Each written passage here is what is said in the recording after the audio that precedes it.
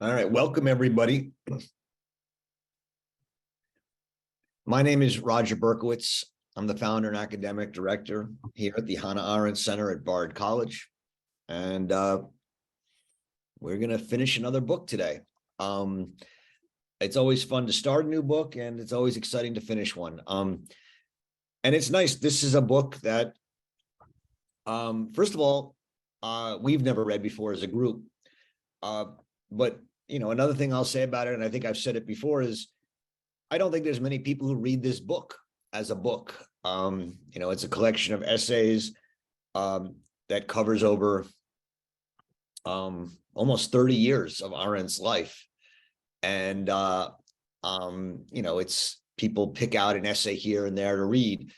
But to read it as a book is, I think, fairly rare. And, kudos to all of you who've made it through the almost around 500 pages that we've been going through for the last 4, 5, or 6 months.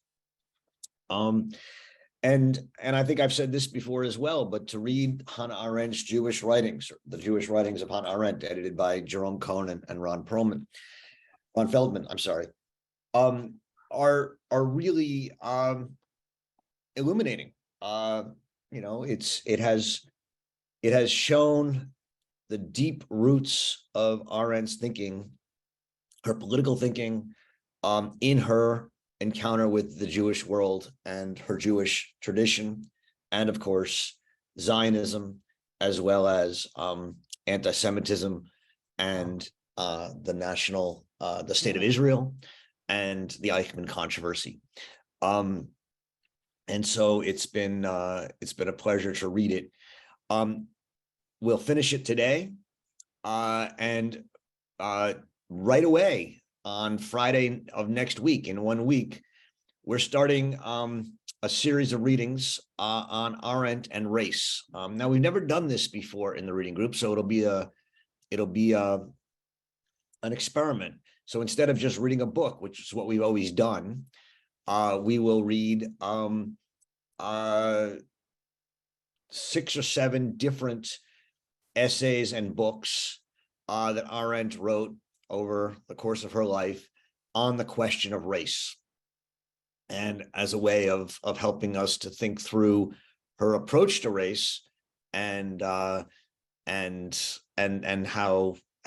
she came to see it. And obviously there will be questions that are pertinent. I'll talk more about it starting next week, but obviously one part of that is she reads race and anti-Semitism as part of a very interconnected series of questions. She thinks anti-Semitism is a form of racism, and so we will begin looking at both those questions. But the first chapter we read for next week is chapter 5 of The Origins of Totalitarianism, and it's called Race Thinking Before Racism. I will, if you have the book and you have the time, I would encourage you to read the last 2 or 3 pages of chapter 4, right before it, on Hobbes as a race thinker. I'll include that in my introduction, but if you have time and you want to do that and you have the book, I encourage you to read the last few pages of chapter 4. Okay, so today we are reading the last 2 essays in the book, and then the afterword by Hannah Arendt's niece, Edna Brock.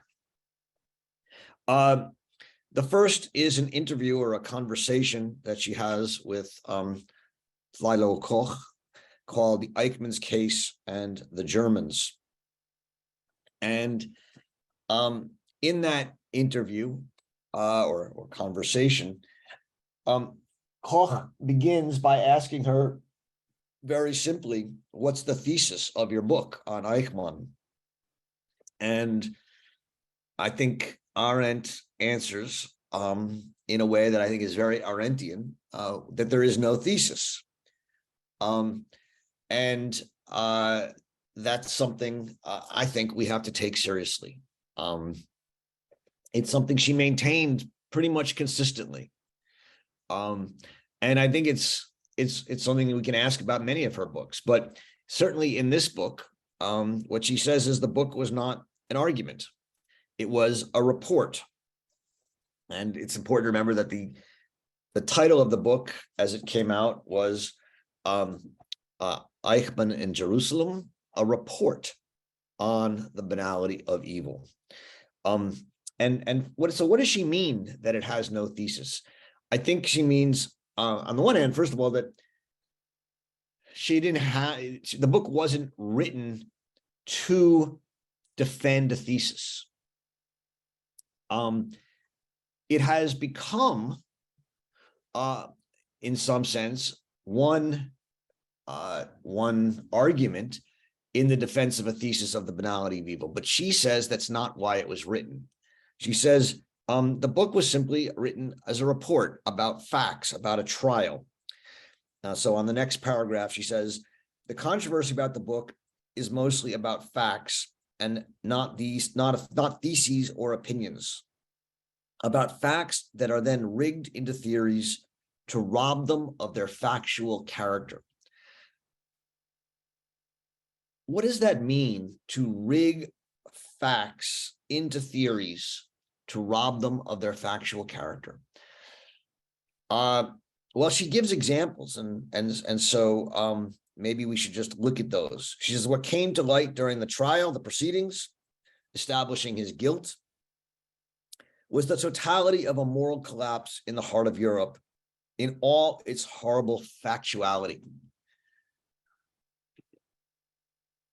Is that a fact, right? I mean, this is, I think, one of the interesting things about Arendt's repeated discussions of her book. She wants to say things like, what came to light was a fact of the moral collapse of Europe. What does she mean by that? Well, she meant obviously people like Hitler and Himmler, but she also meant all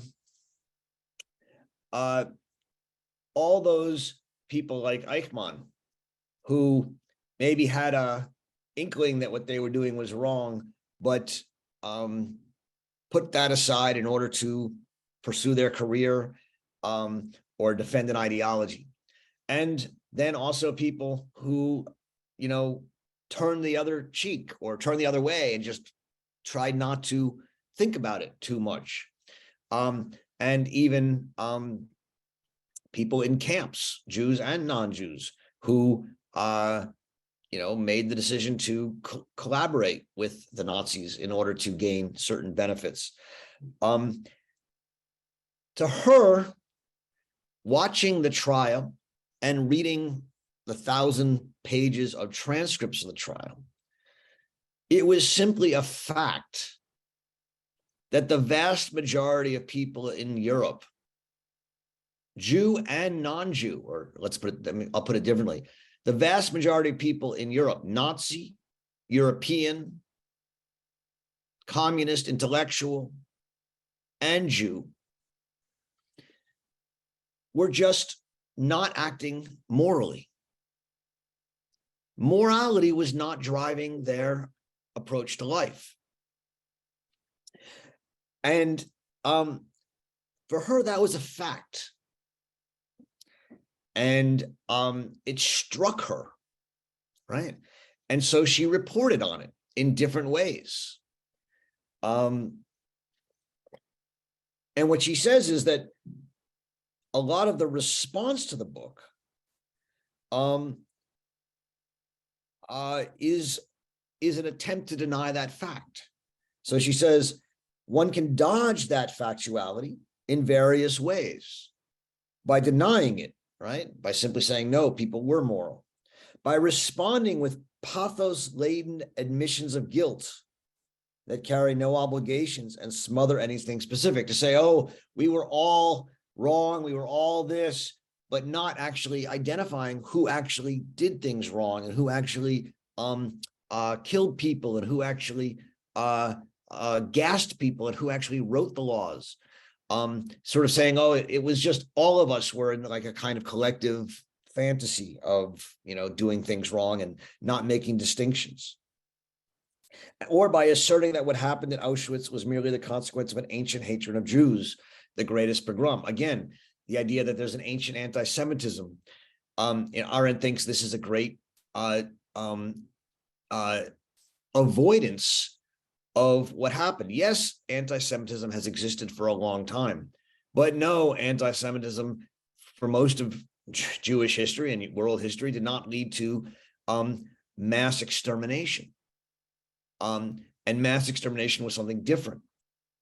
And mass extermination, she says, could only have happened amidst a moral collapse that impacted not just a group of people carrying out pogroms, but an entire society. Not just the organizers of mass extermination, but many of its victims as well. And so for her, she saw a fact, and other people didn't see a fact. They simply they tried to interpret it or deny it. Another fact she saw, right, was that Eichmann was superficial, that he was banal. For her, that was simply a fact. And other people didn't like that fact, and so they sought to deny it. They sought to find all these other things. And, it is true that Eichmann, did say that he, wished he had completed the job when he was in Argentina.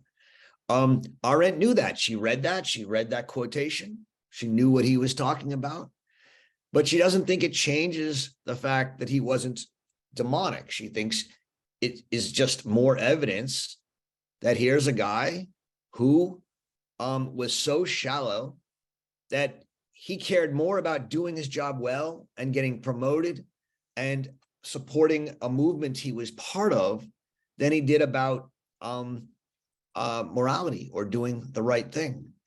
He knew it was wrong, and yet he did it anyway. It wasn't that he was a monster, it's that he was shallow. To her, that was a fact. And so one of the things that I think makes this book and the controversy around it and her defense problematic or difficult for a lot of people is because things that she calls facts, a lot of people found not to be facts. They found to be argumentative or theses or theories. The theory of the banality of evil or the thesis of banality of evil, where Arendt really didn't see it that way. She saw it as simply a fact that was staring her in the face at the trial. And so one thing we can talk about and that you should think about is, to the extent you've read the book, and some of you have, I know with me, is to what extent you take her to be right on that. Is that, what does it mean to call that a fact? It was also simply a fact, one that was alluded to in many of the testimony much of the testimony at the trial, that Jews collaborated or cooperated, to use a term, with the Nazis. As she says on the next page, 486, at the very, very top of the page, Eichmann himself said that in his interview with Sasson, right, during his police interrogation in Jerusalem. And even before that, in an interview that he gave to the Dutch Nazi journalist Sasson in Argentina, he himself spoke at great length about his cooperation with Jewish functionaries, all of which is just part of, to her, these factuality that she's reporting. So that's one important point that comes up in this interview. Koch also asks her, how did such misunderstandings come about? And she says that the biggest answer to that is that the people who opposed her book and said things like that she made excuses for Eichmann or defended Eichmann, created an image of a book that didn't exist. And so at the bottom of 486, she says, as is well known, the manipulation of opinion in the modern world is done primarily by way of image making. That is, one sends out into the world certain images that not only have nothing to do with reality, but are also often merely intended to disguise unpleasant realities. So let me say that this idea of image making is one that is all over Arendt's essays in the 60s and into the early 70s. It is one of the dominant themes of her work. So in essays like Lying in Politics and Truth in Politics, in the last speech she ever gave, which is collected, called Home to Roost, which is collected in the volume Responsibility and Judgment. Arendt goes on and on about the power of image making and the danger of image making in modern society. And I think a large part of her interest in this comes about through her encounter with these people who, in her mind, created an image of her book, which was that it was, as she says at the bottom of 487, an evil book. And if you, I'm sorry, that's I'm not sure where she says that, but okay. But it was an evil book, and if it was an evil book, it was written by someone evil. And that this image, which it says, is dealt with a book that she never wrote and no one ever wrote, it's very hard to respond to. And so what this reminds us is that the best way to attack an opinion or a book or a video that you find that you don't like or that is against your opinion is not to try and censor it. It's to create an alternative reality, an alternative image. So if you don't like, whatever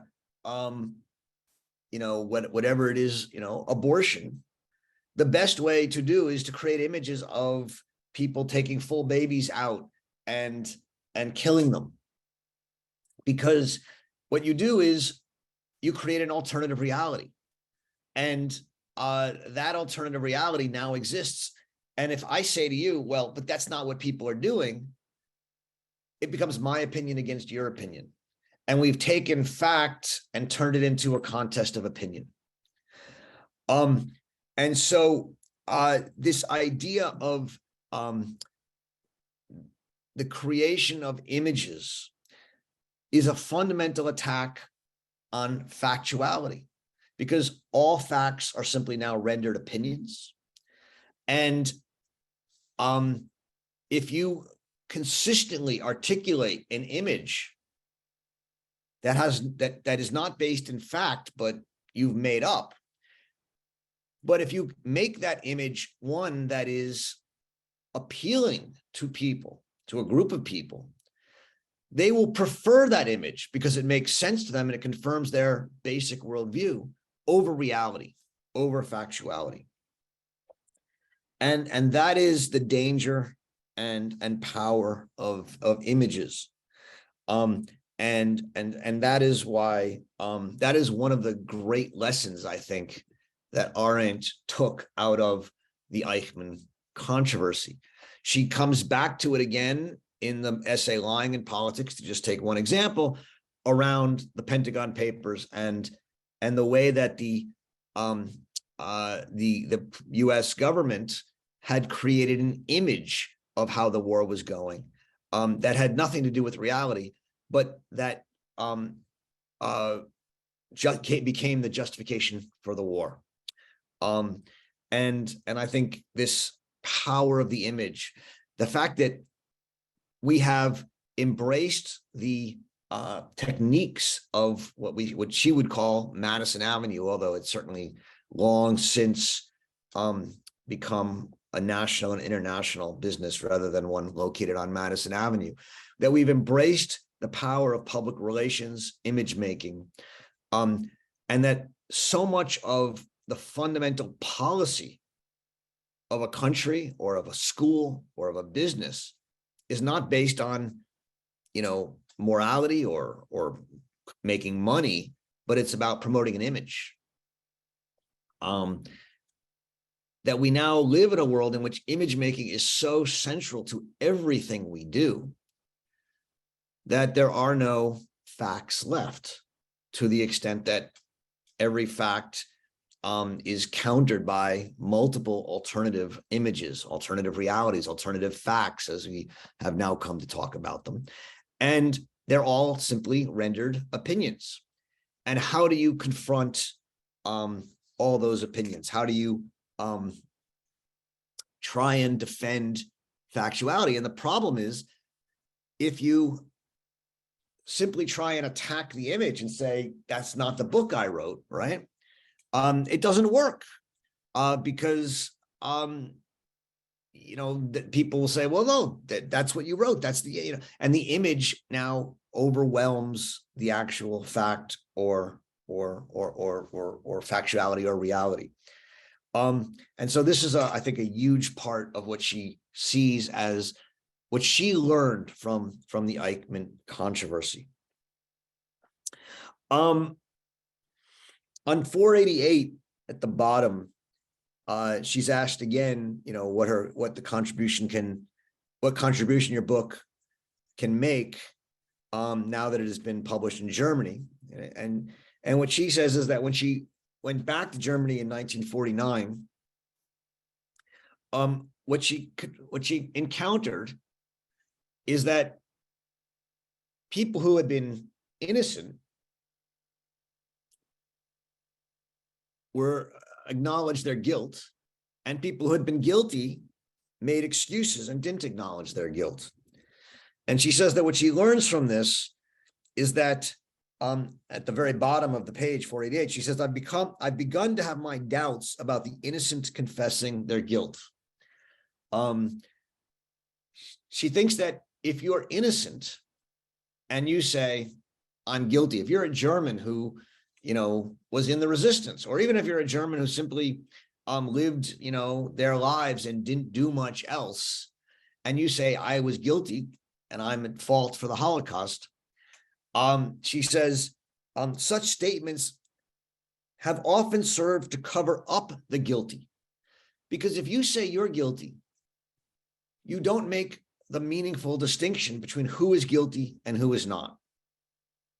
When everyone shouts, we're guilty, one can no longer discover what real crimes were actually committed. Whether someone participated in the murder of hundreds of thousands or just kept silent and lived in seclusion then becomes a question where the degree of difference is irrelevant. And I think that is intolerable.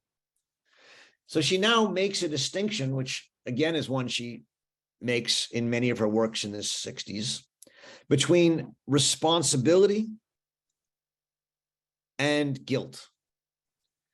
And what she says is those who remain silent can have a political responsibility. So she'll say in the next paragraph in the middle, politically, the German people have to accept responsibility for crimes committed in their name and by members of the nation.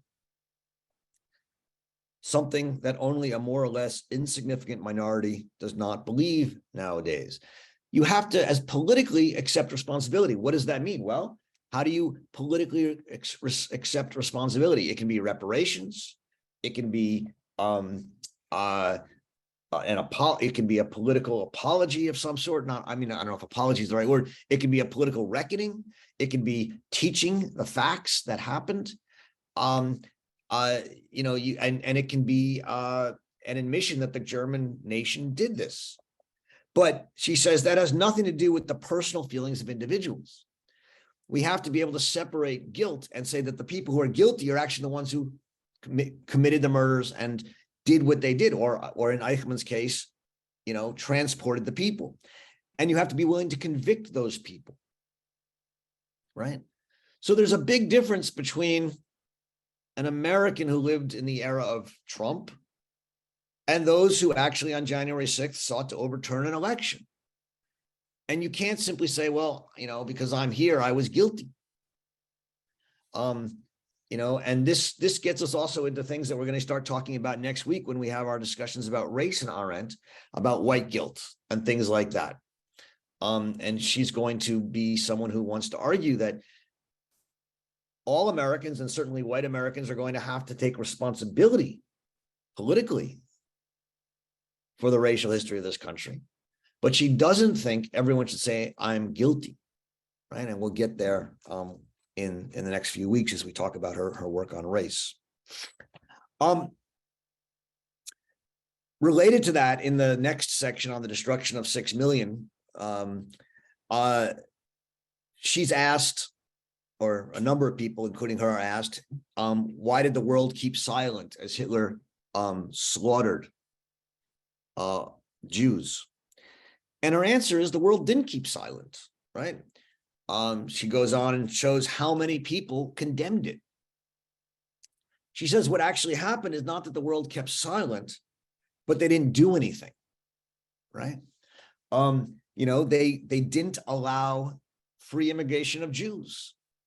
They put up in fact, they did the opposite. They put up barriers to Jews, and Jews became outlaws everywhere, which she says actually confirmed the Nazis in their view that the Jews were outlaws and undesirable. And so she says, if you want to look at a case in which the world not only didn't act, but was largely silent, a much better case for that was the Armenian massacre during the First World War, right? When 600,000 Armenians are slaughtered by the Turks, which is very high at that period. Largely the world was not only didn't act, but was silent. And she says that's very different from what happened with the Jews. So she takes issue with that characterization. She's also asked about whether the Holocaust sort of shows that European humanism is bankrupt.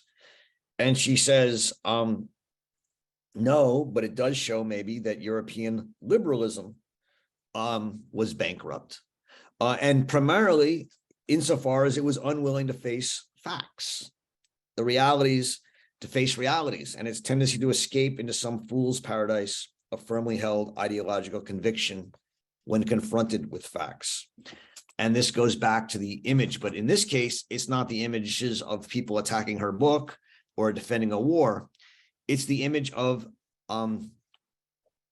those liberals, right, who didn't want to talk about what was happening to the Jews because they didn't want to talk about Jews, because they wanted to say everyone is equal, everyone is the same. And she says, no, you have to call a Jew. And if the Jews are being attacked, you have to talk about Jews. And the second part of that, which is going to be a controversial claim, right, is that you have to ask, why the Jews? You can't just say, oh, the Jews are always scapegoats, eternal anti-Semitism. You have to say, why the Jews? What's the reason that the Jews are picked? And you have to then look for, okay, and we can say it's prejudice. And we can even have an argument about what prejudice means, and is prejudice the same as racism? But why is there a prejudice against the Jews? At some point, far back in history, that prejudice against the Jews emerged. And it emerged for reasons. And if you're going to undo or attack the prejudice against Jews, you can't simply say that's prejudice and therefore it's bad and wrong and you should change it, because people have prejudices which are held over from generations and have become authoritative. And the only way to undo those prejudices is to do the work of figuring out where they came from. What original truth, which doesn't mean that it was a good idea, but what original experience did the people who started to not like Jews, have. And how has that experience then become solidified and carried over generations, such that today it's completely separate from any experience and has no ground, and yet it's held? And the only way to undo that prejudice is to go back and find its original experiential basis and show how that experiential basis has been lost. We're going to be talking about that a lot in the next few weeks and months as we talk about her thinking about race, because this is a big part of her arguments about race. Okay. I want to just point out on 493, where she's talking about intellectuals, which is something we've talked a lot about and is an important part of what she's been arguing in a lot of these writings. On 493 in the middle, she says, I don't deny the significance of the extraordinary ease with which almost the whole intelligentsia in Germany and a large part of it in other countries could be made into Nazi fellow travelers and sometimes into fellow criminals. So many intellectuals became fellow travelers and even more criminals. But she says this is hardly to be blamed on European humanism. It speaks against no ideas or notions or even ideologies, so much as it does, and here's the key part, against this new class of intellectuals who, as literati and bureaucrats, as scholars and scientists, no less than as critics and providers of entertainment, are so urgently needed by modern society that they are about to become its ruling class. Here, we have indeed every reason to be worried, for they have proved more than once in recent times that they are more susceptible to whatever happens to be public opinion and less capable of judging for themselves than almost any other social group. So, why is it that so-called intellectuals who become the bureaucrats, right? Think about what you need to work in government today. You need a college degree, or maybe even a master's or PhD. The bureaucracies of our country are filled with college graduates. Why? What is it that college is training people to do?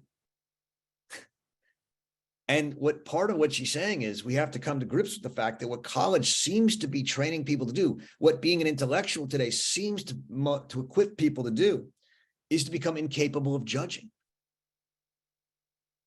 to be incapable of making judgments, to be efficient to be efficient executioners of orders. And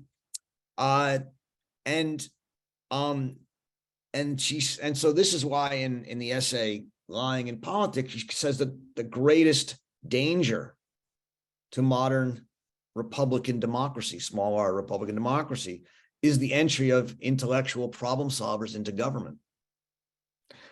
She really does believe that intellectuals are being trained in such a way as to lose the capacity for independent judgment.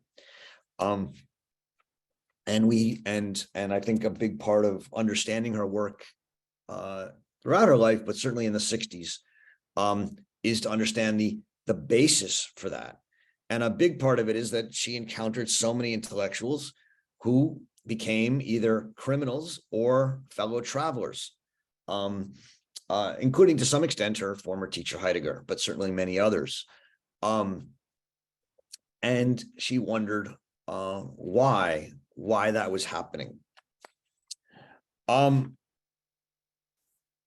right, I've gone on for maybe too long. The formidable Dr. Robinson,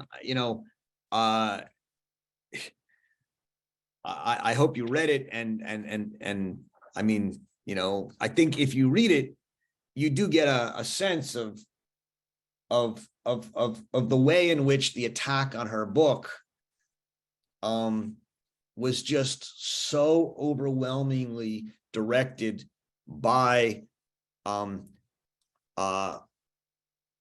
a few early attacks that just, for whatever reasons, sought to discredit the book and had almost no connection to what she wrote. And Jacob Robinson's book, The Crooked Shall Be Made Straight, is truly one of the worst books. I mean, I've tried to read it and it's just unreadable. It's one of the worst books ever written. And she, just eviscerates it as far as I can tell. And I'll leave it at that. And the afterword by Edna Brock, I think, is quite touching, and I hope you enjoyed it. So we'll stop there. The chat is open.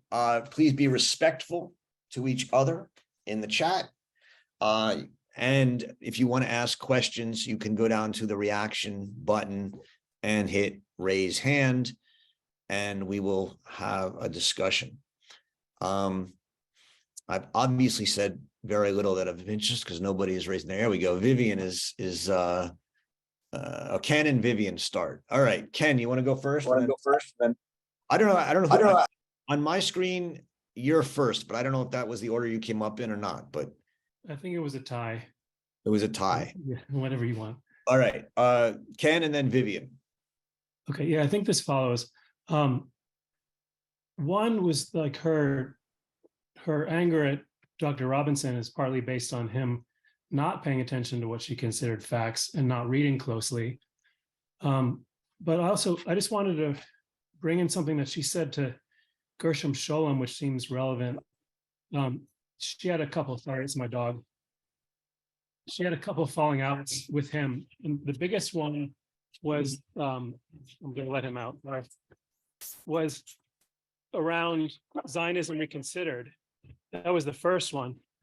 And she says to him something that I think follows what you're saying, Roger, which is, she says about intellectuals and his position as an intellectual. She says, how is it possible that someone can spend his life in the serious study of philosophy and theology and ignoring all possible insights that can arise from these fields can present himself as a believer in an ism, in quotes, an ism. I don't want to squabble with your nuances over whether nationalism is better than socialism, Zionism better than communism, Stalinism better than Trotskyism, or Marxism better than whatever. I don't really care. What matters to me is that they all share a common fanaticism, a shared screen against reality. And I think that seems like a partial answer, that she thinks that all these isms, all these beliefs get in the way of what she considers reality or the facts. And it also seems to me like how she approaches her writing in the world.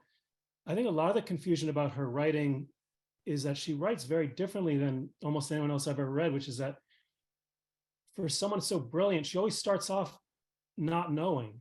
Like she starts off with like almost a complete curiosity. And I think this book reads, of all the books of essays, this book reads the most like that, like really beautifully, where she starts off with this question of like, how do Jews survive? How do we set down roots in the world and regain our humanism?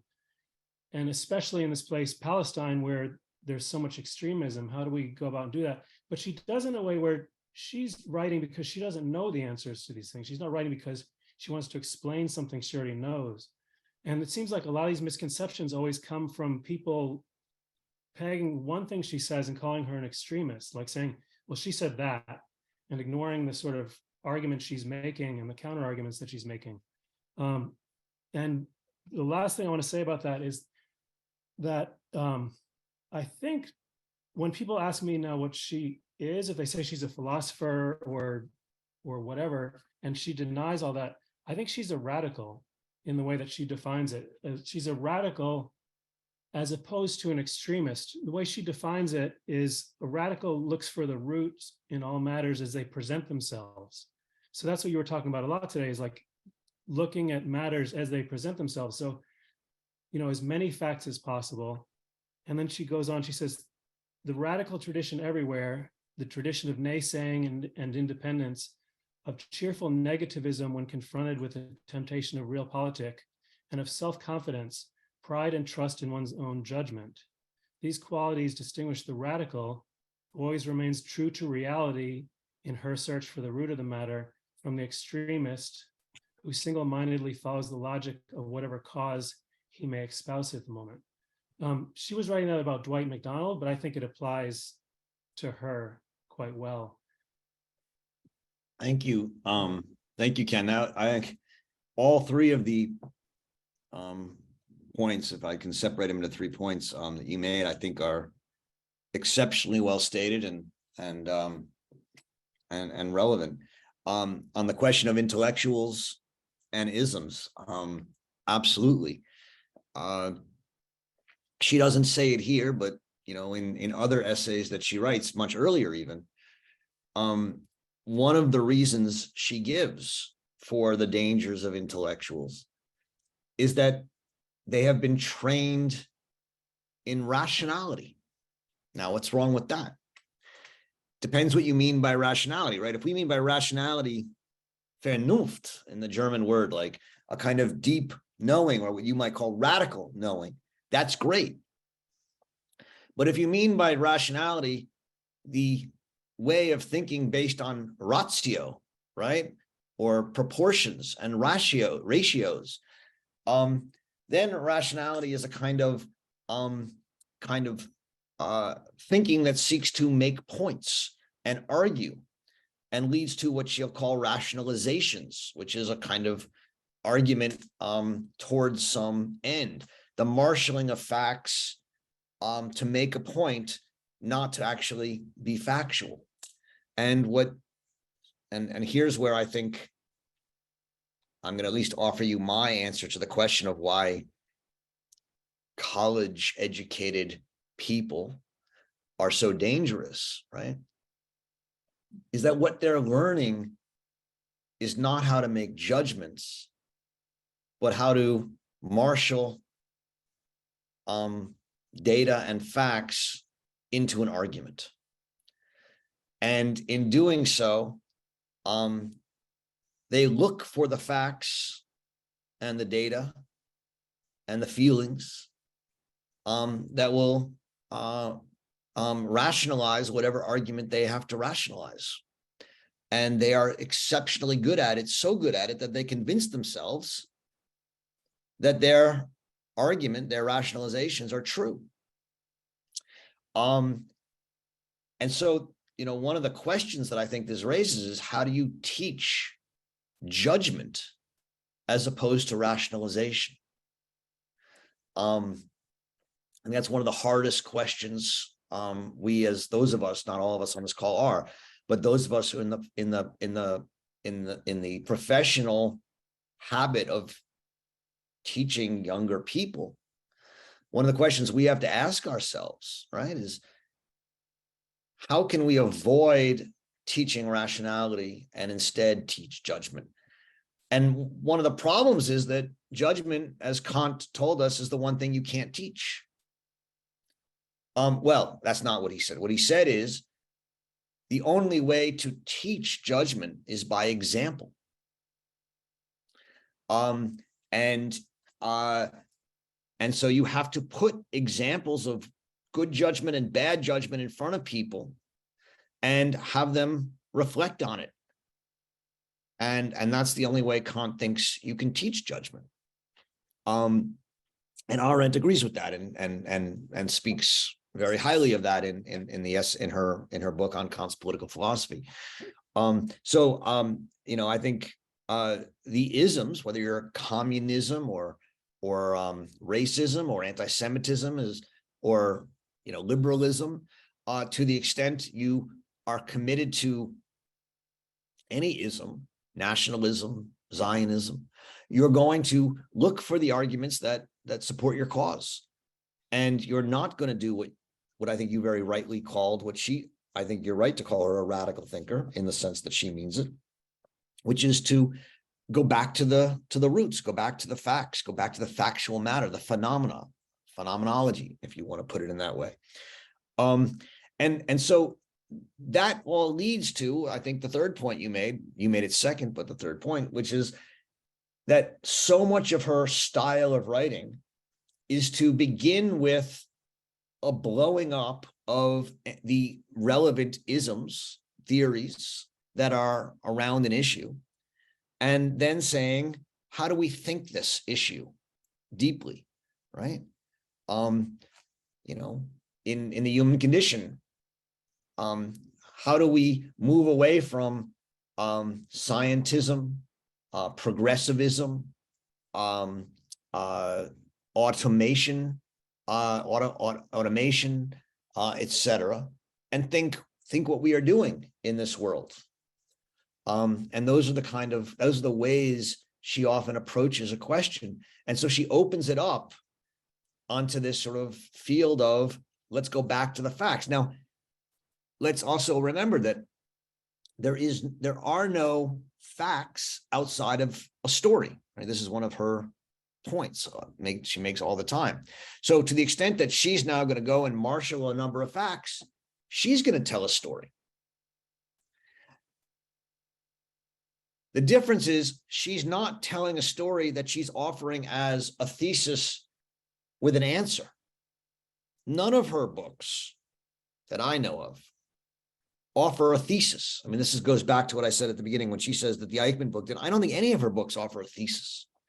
They offer a story, and the story is an attempt to reconcile ourselves to reality, to make what could be a horrific reality something we can love, by showing that there's a meaning to it. That's what the humanities are for her, is telling stories that make the world meaningful. And that means taking some facts and making them into the story and ignoring other facts. You're never going to be able to bring all the facts in. It's just not possible. But that's the way I think she proceeds.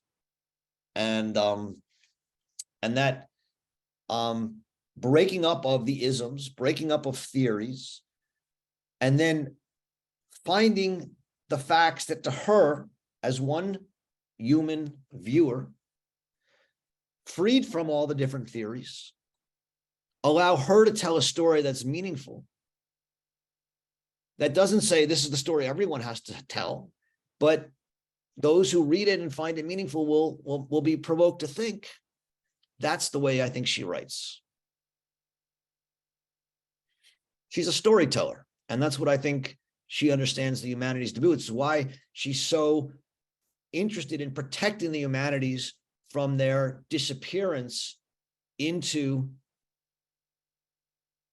theories, jargon, disciplines, all of these things which take the humanities away from being a story that one person tells and make them into an argument supporting some ism or theory, which is why she, why I think she is so critical of things like critical theory. But I'll leave that for another day.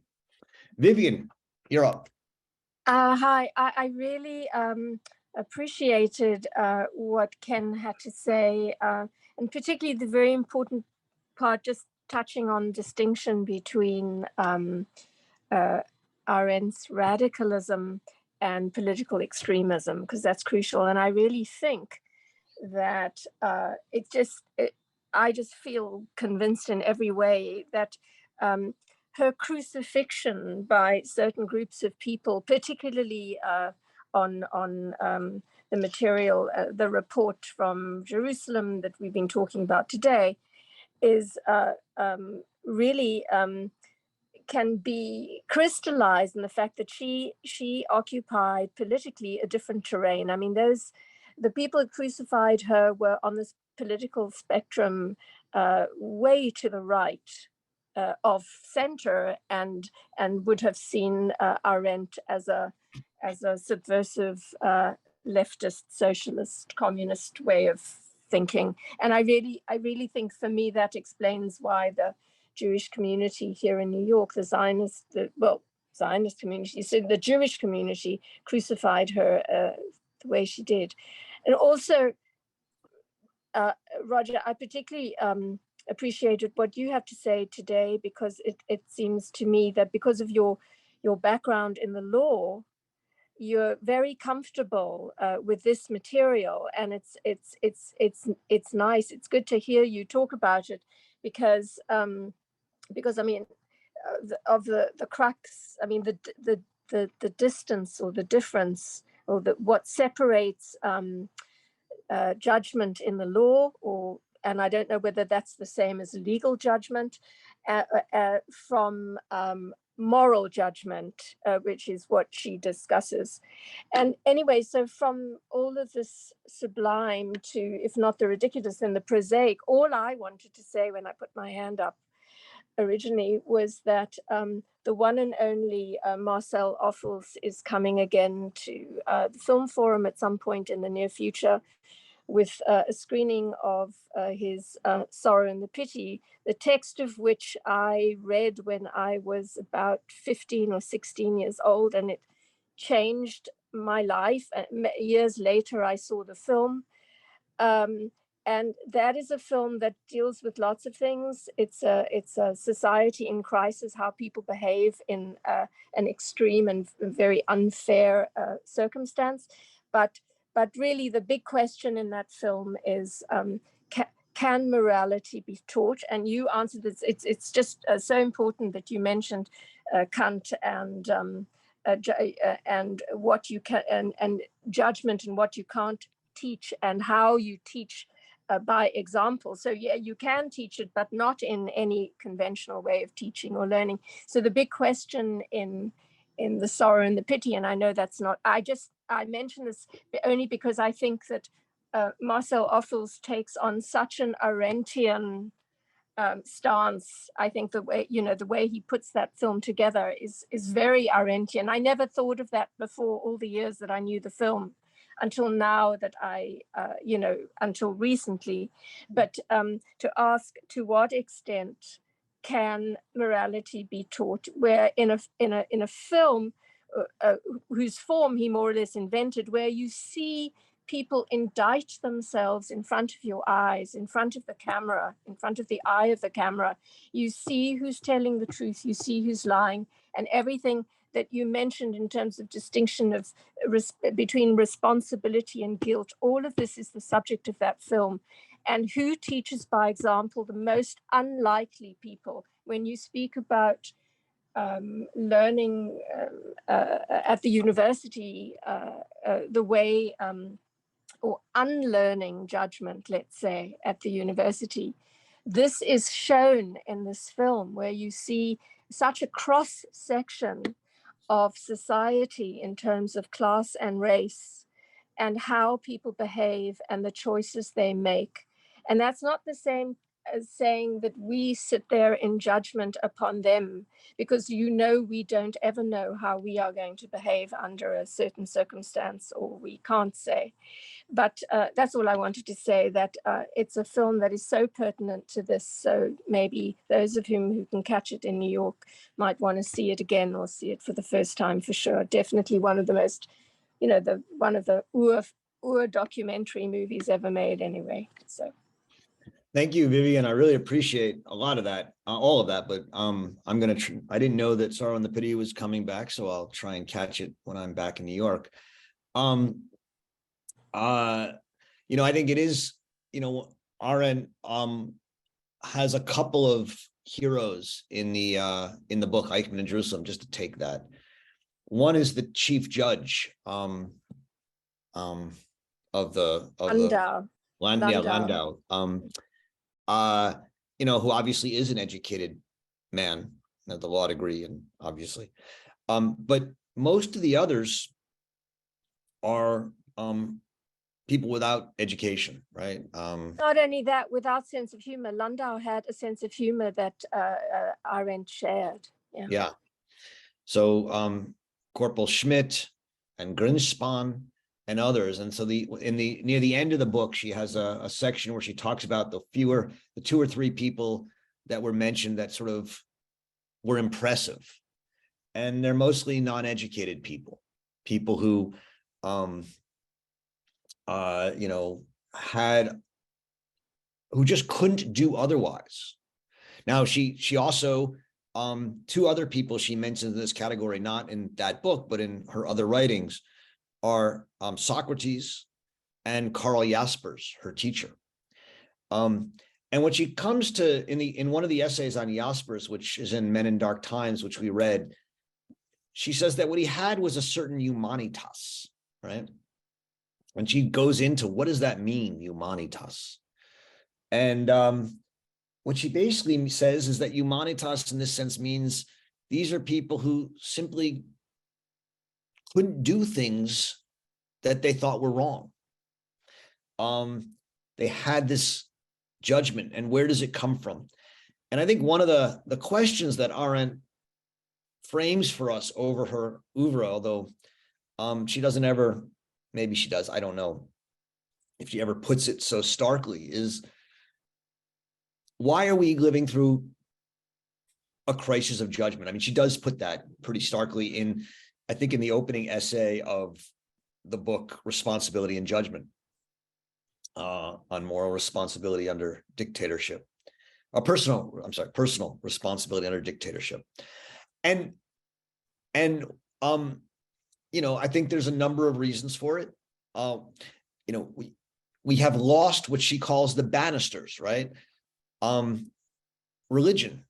It's not that there is no religion, but religion has ceased to become a controlling factor in our decisions.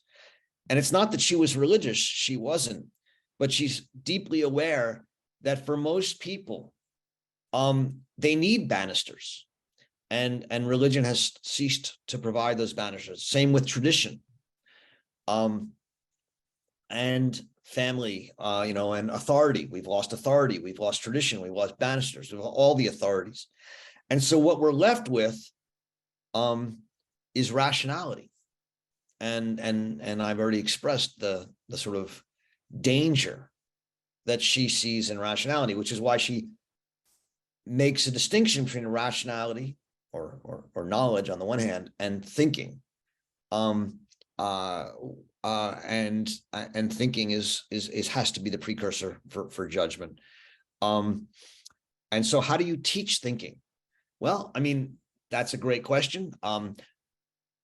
If thinking is a number of things, it's about stopping and getting out of the theories.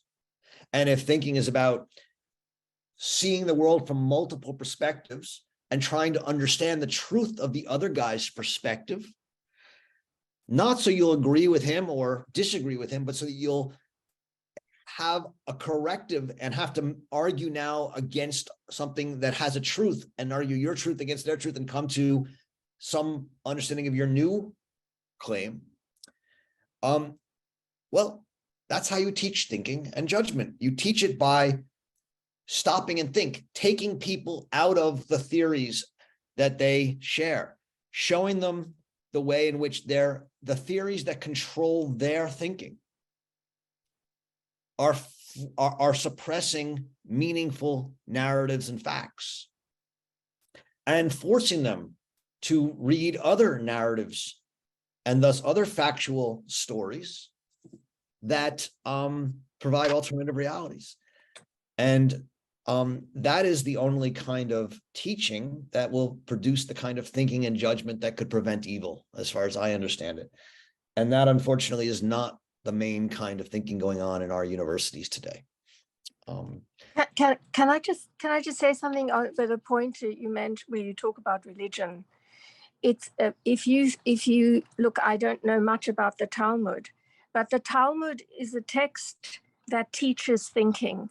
That religion, that Jewish religion, never told you how to think and what to do. And by the way, sorry to be so cinematic about it, but this is so breathtakingly illustrated in the Polish film made on the eve of World War II in Warsaw called The Dybbuk.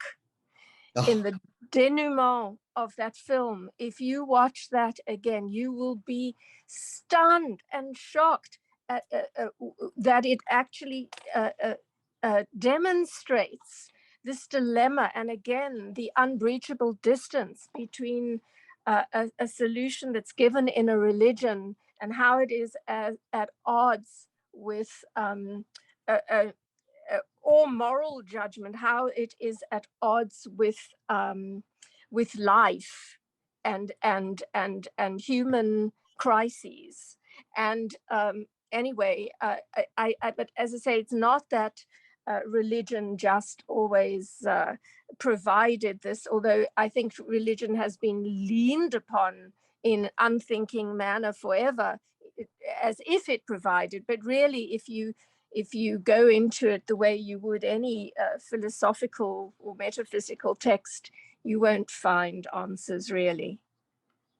Thank you, Vivian. Okay, who's next? George. I'll be brief. I'd like to comment on two things. The first is when the book claiming that Eichmann was an enthusiastic Nazi came out, Christopher Browning defended Arendt, saying that, well, again, Christopher Browning, who wrote Ordinary Men about the German Reserve Police battalion that killed God knows how many people, he wrote that, well, that Arendt was right, but she may not have picked the best example. Yeah. Number two, maybe as a critique, when you mentioned Arendt's letter to Browning about who she admired and who she didn't, the letter that I'm not to Browning, but to Jaspers, the letter I'm thinking of did not show her off at her best. That's all I had to say. I'm sorry, what letter are you thinking of, George? The letter that she wrote to Carl Jaspers about that she admired the German judges, but then she wrote about the Israeli police and the crowds and things of that sort. That was not her best effort. Yeah. So on that, what I'll say is this. Arendt certainly had prejudices, right? And she expressed them in certain letters and sometimes in certain books. Who doesn't? And, prejudices don't age well. That's part of her argument about prejudices. And so, yes, she did have prejudices against certain kinds of Eastern Jews. That doesn't mean she was racist against them. I don't think she was at all, but she had prejudices against them, just like she had prejudice against other people, just like I have prejudice against certain things. And, I think confronting the necessity of and the humanity of prejudices, confronting the fact that no one can live without prejudices because no one has the time or the ability to constantly treat every person they meet as an individual. It's just not possible. You always are going to bring prejudices to every encounter. And yet somehow being open to dispelling or revising your prejudices, that's the goal. And like I said, we're going to be reading a lot about her thinking about prejudices over the next 2 or 3 months as we talk about Arendt and race and prejudice. So we'll have more time to talk about that. So thank you. James. Could you give me an example of an issue that we're dealing with today where a certain group is handling it in terms of rationality and another group is handling the same issue in terms of judgment? Oh, I'm sorry, Roger. It's all right. It's all right. I can see Ken is smiling.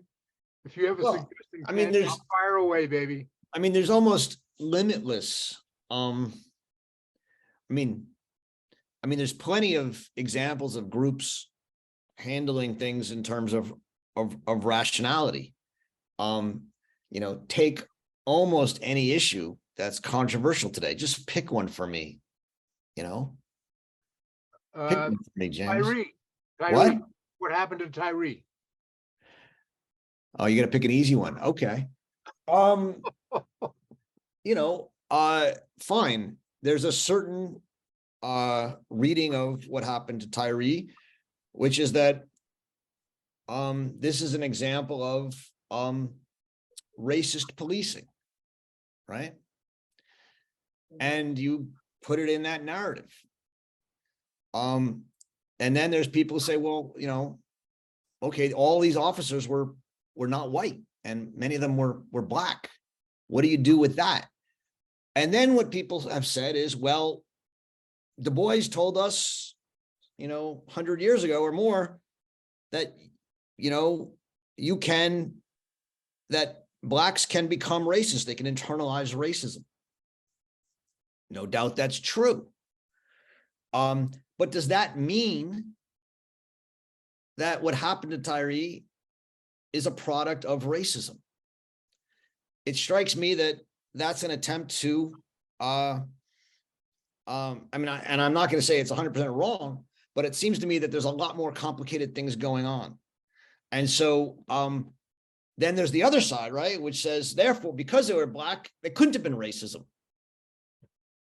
I think that's also probably wrong. The point is that as soon as it happens, people try and fit it into a narrative, fit it into their ideology, their theory, whichever side it's on. And there's very little room in our contemporary space to try and write something about what happened to Tyree or almost any issue today and be free from any of the sort of set theories or narratives that are out there. The set theories or narratives being the rationality. Yeah. And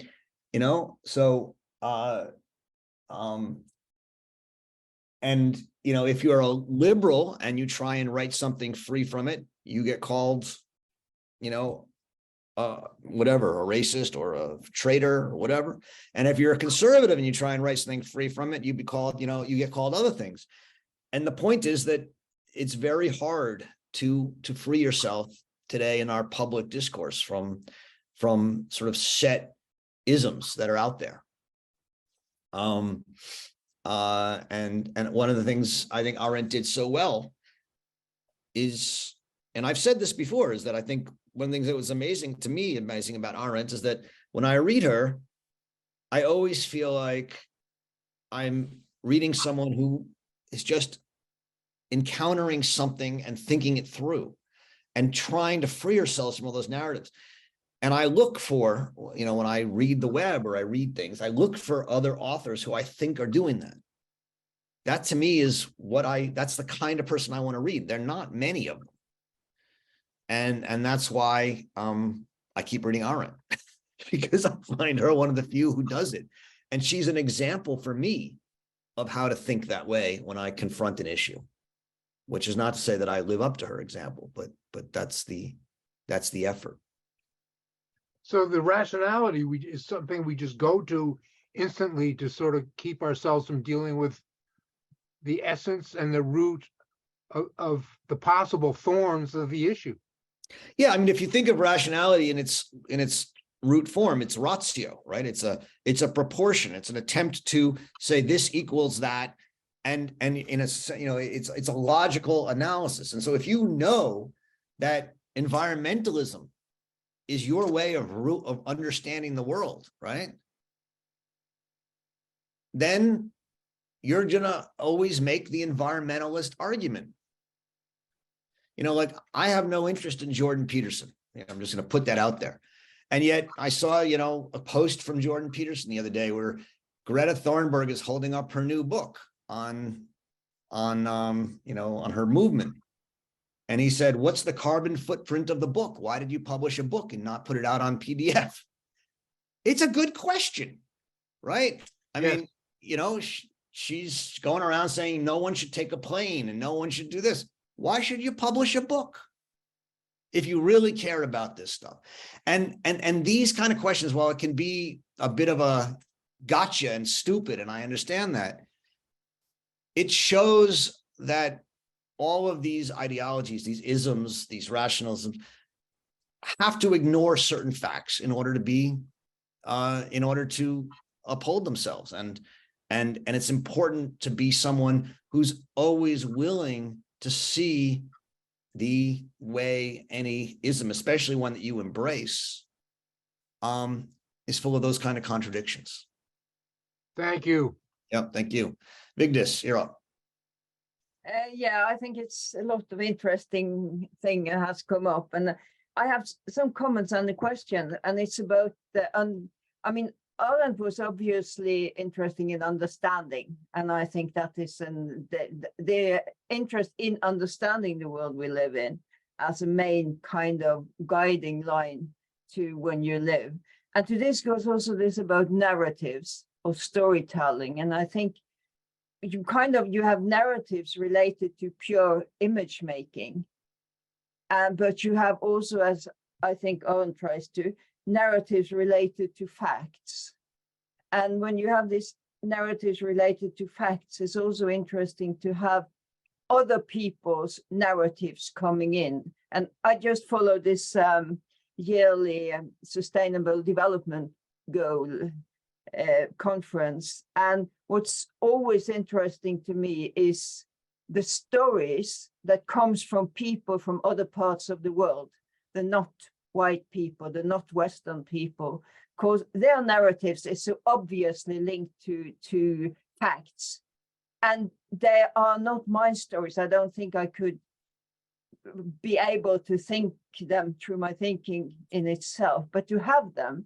And if you're willing to understand, if that is your goal, to understand the world we live in, I think that's the way you do it. You listen to other people's narratives, but narratives that you see, these narratives also relate to facts. And I think that also is this, you also have to, in that kind of, find your own prejudices, because of course we have a lot of prejudices. That's just a way we are people who thinks through prejudices, but we can always ask what they are. And to make good judgment, I think that is important. And what I wonder about is this kind of the willingness to understand and to have the narratives related to facts. Is that in a way a kind of precondition for the kind of reconciliation with the world that Arendt talks about? So that's what I wonder about. Thank you. Well put together. Thank you. Yes, your answer to your last question is yes. I mean, she says telling stories is one way of reconciling with the world. And so all narratives, right, in which you try and take the facts and put them together and tell a meaningful story about the world is a way of reconciling with the world. Now, communism is a way of reconciling with the world, right? Liberalism is a way, racism is a way of reconciling with the world. Insofar as you're telling a story in a narrative that says, you know, one race is to rule, and that the world, that's the way the world is meant, and that's the way it is, you're telling a reconciling story. So there are all sorts of ways to reconcile with the world and love the world. But some, she thinks, are clearly ways of doing so that reconcile with a world that's not real. And Arendt's love for reality. You have to remember, this is a woman who lived through the Holocaust as a Jew, right? And has embraced a love for the world and a reality. Her love for reality comes from a profound and very difficultly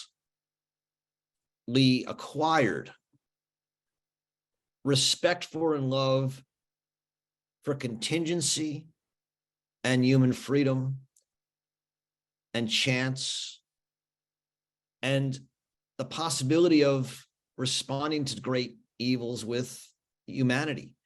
And so everything you said, Vigdis, is right. And all I want to add to it is and this is something that's, I think, really, I'm still, it's one of the harder things for me to figure out, but she makes a difference in that Jasper's essay I mentioned before, when she's talking about humanitas, between a subjective narrative and a personal narrative. So a subjective narrative is just, I say, here's what I think, and I put the facts together. A personal one is one that, comes out of my persona, my character. And it's one in which I can encounter, as you said, not white and non-Western and alternative stories. And I try and grapple with them and figure out what I think as who I am from my character, and I tell my story. And so in the end, Arendt's humanism is her belief that every person has a story to tell. And that humanism means we tell our story. Some people are going to tell stories that resonate with other people more than other people will. Let's just be honest. And those stories that some people tell that resonate with hundreds, if not thousands, if not millions, or maybe billions of people, those people become the classics. To the extent that the classics have largely been, in at least the Western world, thought of as white male Western classics, we realize that there's a problem with our choice of the narratives that we call classics, which doesn't mean that those books aren't great. It just means that they're limited. And so part of what we have to do as humanists today is expand our definition of classics, not by rejecting the Western ones, but by bringing in others, not in a tokenistic way, but in trying to really articulate a wider range of those stories that have been told from personal characteristic perspectives that resonate with millions. And then read them together with the other ones so that a new generation can start to do what? Build new stories, tell new stories that are influenced by a much wider factual and narrative reality. That's the challenge we have as humanists today. Yes, wouldn't that be that actually you have, as she says, human plurality, and every human has their own story. As long as they relate to facts in the world, they can build up this kind of legacy we can think further on. But when they go astray and just become image making, I think that's where we kind of, but in a way, we also have to understand why this image making is happening. I think that is also a great part of the thinking. That's right. That's absolutely right. I'm going to move on because there's suddenly a bunch of questions and we only have 10 minutes. So I'm going to see if I can fit them in. John, can you try and keep the questions brief, because I see now suddenly a bunch of questions and I'd like to get to them. Okay, I'll try and be brief. It's more of an observation than a question, Roger. So I come from the world of markets. I spent my life in the financial world. And what always fascinated me and continues to fascinate me is that when you have a collective consensus, invariably it's wrong. It has left, you find that it's just wrong. And there's a whole body of work that deals with trying to identify the consensus so that you can operate differently. I'm not quite sure how it relates to the subject at hand. I feel it does. I need to do a bit more thinking on it, but there seems to be a parallel between when everyone has a rational story and a consensus coheres around that. For sure, it's the wrong narrative. And I think we see that today. And I also, and this may be a stretch, is this not a danger to social that comes from social media, which is a neutral, but is being exploited by social media as we practice it today? So I'll end it there. Thank Thanks, you. John. Thank you. I mean, everything you said, I mean, I generally agree, although I will say this. There's one of the very few political thinkers who, on the one hand, is quite Arendtian, but is one of the few that has criticized Arendt in meaningful ways, I think, is Jacques Rancière. And Rancière's critique is, in a sense, that Arendt, in the end, wants to create a world of meaning. And in doing so, she wants to create a new consensus. And in his mind, that's a bad thing because all consensus, in your word, is wrong and his is exclusionary. And he's not wrong, though, in his critique of Arendt to some degree. She does believe that there is a need in a political world for some consensus. You can't just say all consensus is wrong, but you have to constantly be willing to question that consensus and reestablish it on new grounds. But you need some authorities, and part of the problem we're having in the world right now is every authority is being questioned, and every institution is being questioned. And can you live that way? And so she is someone who, well, she agrees with you that consensuses are always going to be in some way mistaken and partial. Humans need some stability, and therefore we need some consensus, which doesn't mean that we should just be satisfied with whatever consensus we have. So I just wanted to add that to what you said. I'm going to skip to Gilbert just because I know, Ken, you've already spoken. I hope that's okay. See if I can fit you in. But Gilbert. Thank you. Thank you very much. So on a phrase saying that the kind of reconciling the world. So how does this statement work where there is a totalitarian regime? Mm-hmm. That is the first question. Yeah. Then the second question, we all know that her responsibility and her sacrifice. So for that, how does Israel consider Arendt according to the global context? Thank you. Thank you, Gilbert. So on the first question, she says that she writes The Origins of Totalitarianism as a way of understanding, right?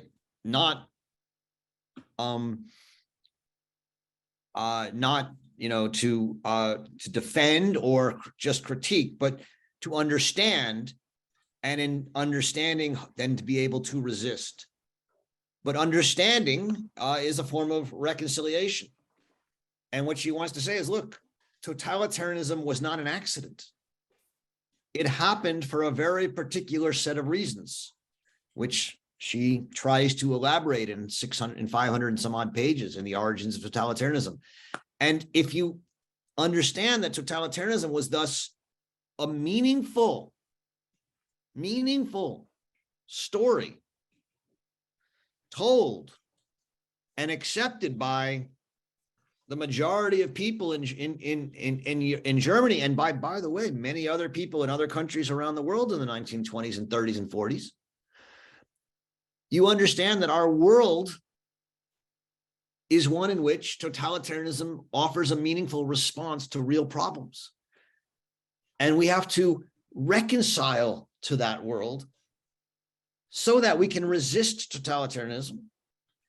And in that sense, she says, in a meaningful way, totalitarianism was necessary, maybe, for us to understand the depths of the problems that we're facing so that we can respond to them. That is not to say we're happy that totalitarianism happened or the genocide happened. That is not what she's saying. But she's saying that the world needs, not needs, but I mean, when evil happens, it's not that we want evil to happen, but evil happens, and that allows us to understand real problems that have made that evil possible, and maybe even almost not necessary, but certainly have made it necessary for something like that evil to happen, and allows us to now respond if we are meaningful about it in ways that prevent evil from happening in the future. So that's not to say she's happy totalitarianism happened. She's not. But she's saying is it happened. We can now try to understand it. And that's the only way we can then resist it. Clara. Oh. Thank you, Professor Roger. I just want to say that I agree with all that you have been saying along at this interesting, very interesting session. And I just want to add that we have to take into account the two sides of the coin. One side is that we have to make narrative out of reality, but also we have to take into account that reality wouldn't be possible without narratives. Thank you, sir. Thank you. Ken, we have just a minute or two, but do you want to at least make a comment or say something? Yeah, I'd love to. Just that there's been a lot of questions about her personal relationship to Judaism, and I just wanted to bring in something she wrote, off the record to Carl Jaspers in 1951. So it was right after she had worked for 10 years for Jewish cultural reconstruction. But she wrote that all traditional religion as such, whether Christian or Jewish, holds nothing whatsoever for me anymore. I don't think either that it can anywhere or in any way provide a basis for something so clearly political as laws. So there's another ism that goes down for her, Judaism, in a way. But then previous to that, what she wrote was that on the personal level, and I think this is really interesting, she wrote, I make my way through life with a kind of childish, in parentheses, because unquestioned trust in God. And then she distinguishes that trust in God from faith, which always thinks it knows and therefore has to cope with doubts and paradoxes. And I just thought that's interesting in terms of like her belief in the world that she never quite states. It does seem like a trust in the world more than a faith in the world in the way she's stating it there, in that she doesn't necessarily know it, but she trusts it like a child and doesn't necessarily question it. So maybe that's why she doesn't even state it anywhere. So that's what I wanted to bring up. Thank you very much. And some of that is quoted also in the afterword by Edna Brock, that letter to Jaspers, I believe. So you can take a look at it. So thank you. Well, listen, thank you, Ken, but thank you all of you for not only a great session today, but for sticking with this wonderfully exciting and yet difficult, structured book, Jewish Writings, which took us a long time to read, but I'm glad we did. I hope you are. So we are going to start next week with this series of stuff on race. The chapter on race thinking before racism, is one of those chapters that's not widely read in Arendt except to criticize it. So we'll see what you'll make of it, and it's an important chapter. As I said before, if you weren't on, if you have the book, read the 2 or 3 pages on Hobbes in the end of chapter 4 that lead into chapter 5, and we will then discuss those and chapter 5 next week. Enjoy reading Hannah Arendt all, and we'll see you next week. Thanks very much.